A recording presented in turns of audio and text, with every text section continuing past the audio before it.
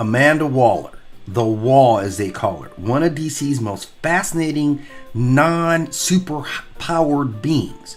Now, at the core of her is really her layered psychology. She uses control as survival. At the core of her is this psychology rooted in trauma. In most versions of her origin, she loses her family to urban violence and systematic neglect.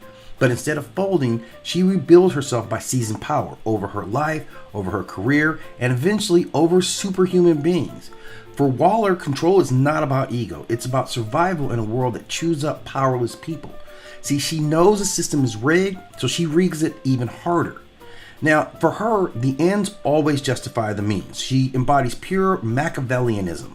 The Suicide Squad is her masterpiece. Expendable weapons pointed at greater threats.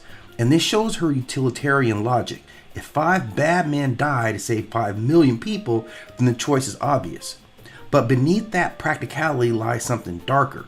Waller sees people, even her allies, as chess pieces. Once you're on her board, your humanity is secondary to your utility. We saw that even with Rick Flag, who we know she was really close to. She X'd him out like it was nothing. Now, her default mode is suspicion with everybody. Heroes don't get a pass. Superman can be a Boy Scout today. She's worrying about tomorrow. So her paranoia drives her to stockpile kryptonite, metahuman files, contingency plans. So psychologically, this comes from a refusal to ever be powerless again. Her mind is a fortress. Her strategies are her arsenal.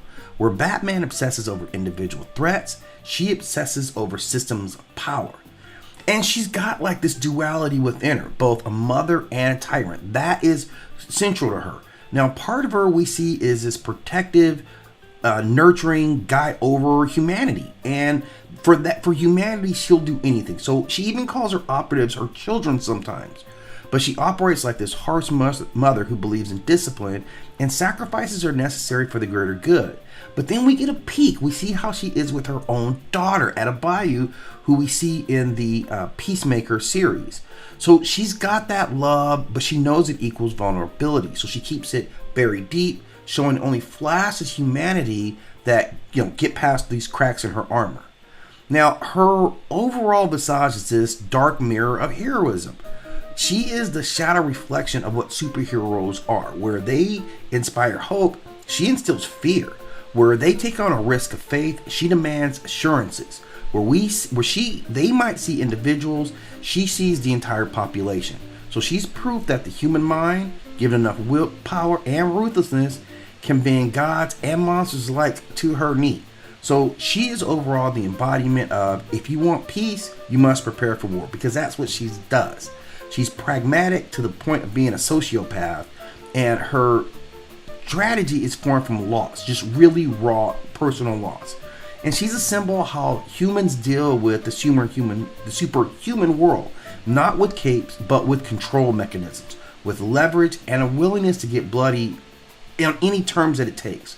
So we've seen her manipulate, instill fear, threats, and kill people without any regard. As long as it's going towards a greater goal, she feels justified in whatever she does. So a very interesting character that really skirts the line back and forth. And she's been able to keep a lot of superpower beings firmly under her thumb, using the same strategies and mechanisms.